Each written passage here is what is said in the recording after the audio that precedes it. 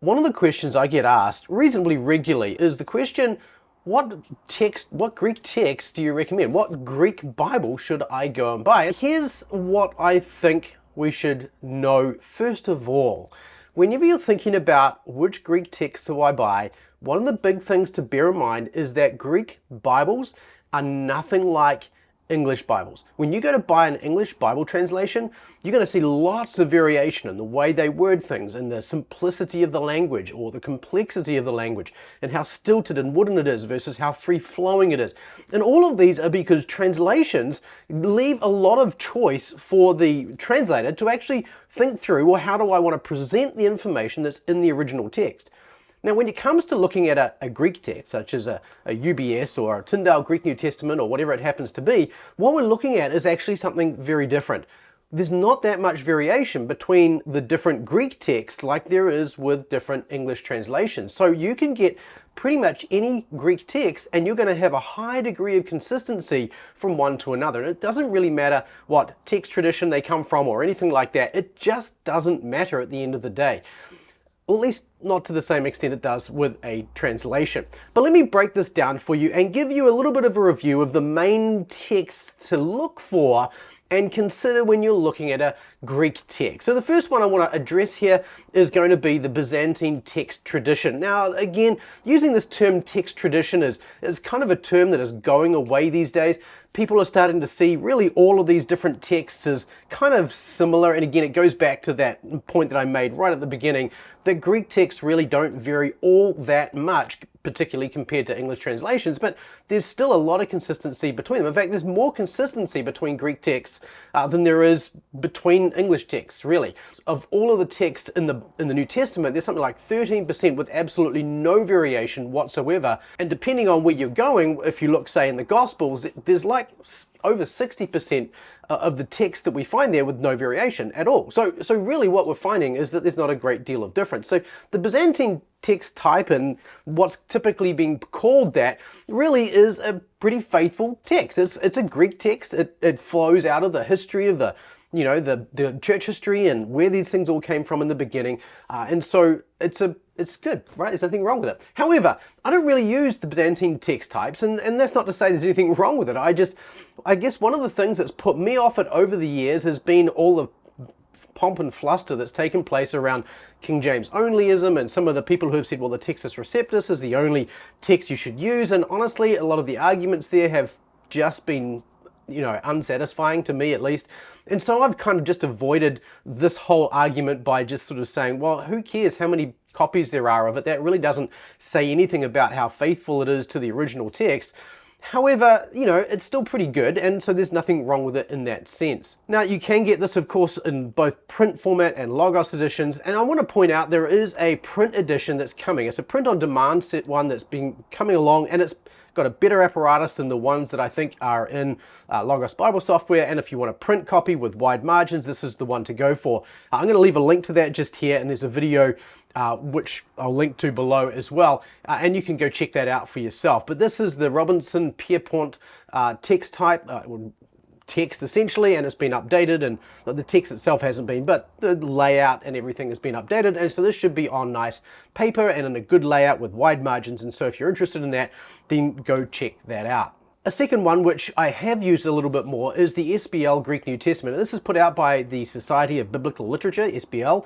They've put this out really as an academic text, so that when you are citing Greek texts in your academic papers, you can do so without attribution, without having to say where you got it from, and without having to provide any copyright, concern yourself with copyright issues or anything like that. So this is a really useful type from an academic point of view, and that's one of the reasons why I've used it. In fact, this is where I really started my vocabulary acquisition, is off the basis of the SBL Greek New Testament. Now, there are some interesting readings here and there in this text in terms of a few text variations that you don't find in other ones, but again, we're only talking, like, you could probably count them on one hand. There's not that many. And again, it's pretty consistent with what you get in the critical editions, which I'll talk about in just a moment. The SBL edition is also freely available. You can download it for absolutely nothing online and use it for whatever you want. In fact, one of my professors, Abner Chow, actually created this and put it into an XPS and Word document format with nice wide margins, large print, all those kinds of things depending on what you want. And I'll leave a link to that in the description below as well if you're interested in getting a copy of that. It's absolutely free. We host it on the Biblical Mastery Academy website, so you can download it from there. So that's the SBL Greek New Testament. The other one, which is super common, which I used regularly when I was going through seminary myself, was the NA28 or the UBS 5, which is the same text underneath. The only difference between these two, apart from one's got a red cover and one's got a blue cover, is the apparatus that sits underneath them. These are actually, from a text type point of view, this is really where some of the interesting work has been taking place. And I'm not using the word interesting here in a way that is perhaps suggesting lots of good things. There's a new text critical methodology that's been applied in the UBS 5 and the NA28, and honestly I'm not a huge fan of where that's going. There are one or two spots where they choose a text variation based on a translation, an ancient translation, rather than on the actual Greek text we have, and that to me just doesn't sound like a good way to go forward when we have no evidence that that was actually ever in a Greek text anywhere. It makes sense to just sort of go with the Greek text we have. Now, I'm not saying that there's no value to the arguments they're making or anything like that, but I just don't want to see that so much as a directional issue for these critical texts. So I'm not a huge fan of these. And beyond that, the other reason I don't like using these ones, in fact, that's really not a great reason to not use it. These are still good text, right? The other reason I really don't like these, honestly, is because of the paper. The paper in this is so thin, it is...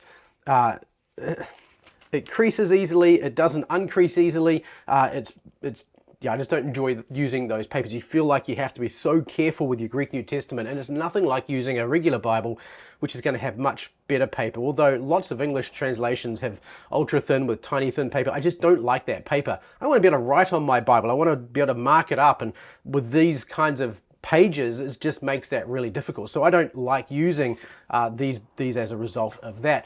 But the other thing to bear in mind with these is, as I was mentioning before, the apparatuses. If you want a really solid apparatus, then the critical editions are well worth having.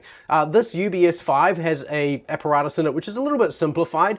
The idea behind it is that it tries to explain to you or provide for you an explanation of why one reading is preferred over another. Now this is again somebody's opinion and best guess at times, and sometimes you can disagree with them, but for the most part it's actually kind of helpful, particularly as you're a new student or you're getting into Greek for the first time and you look at a variation and down the bottom it's got an A which next to that variant, which tells you it's pretty certain that this is what it is, but it might have as B, C or D. In some cases it's a D and it's like that's quite uncertain, it could be one of these other ones.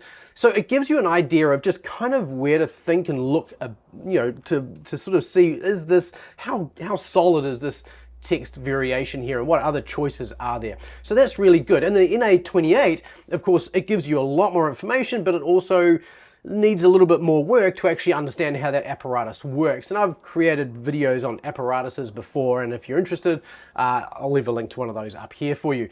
But again, the reason I don't use this very much is because A, I don't like the paper very much. I'm not a huge fan of the direction that the text type is going in. And at the end of the day, there are actually much better options, well, at least in my opinion. The last one that I want to talk about, and the one that I use the most, is the Tyndale House Greek New Testament. Now, this is my personal favorite, and I've done a lot of videos on this in the past. You'll find, for instance, I'll leave a link to one up here so you can go take a look at it. But when this first came out, it's only been out a few years, this quickly became my favorite. And there's a number of reasons why. First of all, its approach to text criticism is super simple. It just says, what's the oldest text that we have? That's probably going to be a really good place to start. Now, it doesn't mean to say that it's not going to think about that and say, well, maybe there's a better text, and it could be that that oldest reading is wrong, and they'll look at that and they'll sometimes discard the oldest reading. But it's a simple approach to say, the oldest readings of the Greek New Testament are probably the most accurate, so let's start with that as a base and then build out from there. Now, it actually does start with a Tregelles text.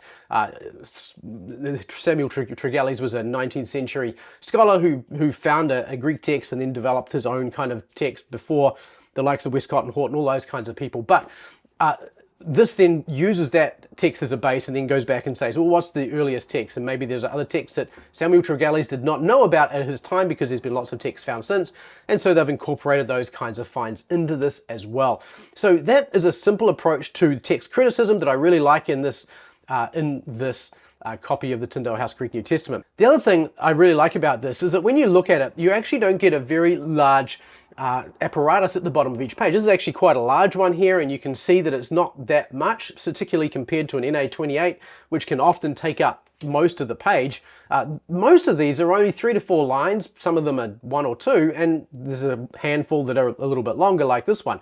And when you find those, it really just gives you basic information. Here's the text that they were thinking about, and so on. And there's actually coming they're actually bringing out a textual commentary on this to sort of explain their text, decisions and so on. So I'm looking forward to seeing that as well. The other thing about this, of course, that I really like is that the paper in this is really nice. It's a nice thick paper. It's got decent margins. I kind of like the way it follows ancient text manuscripts in terms of the paragraphing that you have down the side of the page. It just has a hanging paragraph, which is what texts have done for centuries. So it's nice, simple, and faithful kind of text in that sense as well. And of course, being by Crossway, Crossway have a great way of creating lots of variations so that you can choose the one you want. So this is a very simple Greek New Testament, although it has a nice-ish kind of cover. It's not a fantastic cover, but it's soft, it's okay. And then you can get a nice leather cover for it if you want to. And again, they sell that. Then they've got a hard cover, and you can go get that rebound and whatever you want to do with it. And then, of course, they've got journaling editions. They've got wide margin editions. They've got a reader's edition. So this text is available in a wide variety of formats. And again, that's something I really like about this. So again, I don't really recommend a reader's edition. However, some of these other formats are great. They also have a Hebrew and a Greek reader's edition. They have, I believe they have a Hebrew-Greek format completely built out now from this. So anyway, there's lots of variations as the point, and it's a nice, easy text to use. But like I said right at the beginning, the difference in the different texts that you find in Greek is nothing like the variation you find in English translations, for example. And so this is one of the reasons why it's so good to go back to the original languages, because you're not working with all these variations. It can mean all these different things. You're just able to look at the text and say, well, this is pretty close to what was originally written, and it's attested to by so many New Testament manuscripts that it's probably going to be exactly what was written. And for the most part, that means we have a really reliable text base to work with. So getting a Greek New Testament shouldn't be that hard. I recommend the Tyndale House Greek New Testament if you're interested.